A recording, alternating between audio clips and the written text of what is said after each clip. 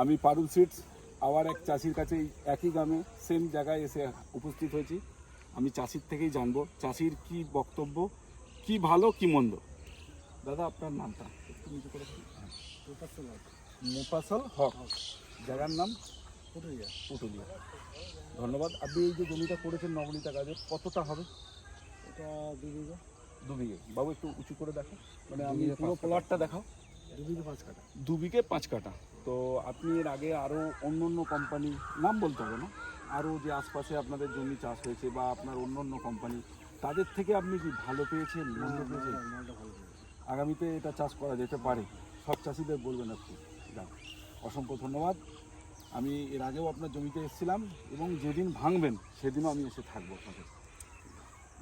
আরও আমি দেখবো যাতে আরও কি হয়। হ্যাঁ, কালার গ্লেজ থেকে আপনি সব কিছু ঠিক মুগ্ধ একদম, মানে ভালো পেয়েছেন, এই তো বলতে চাইছেন।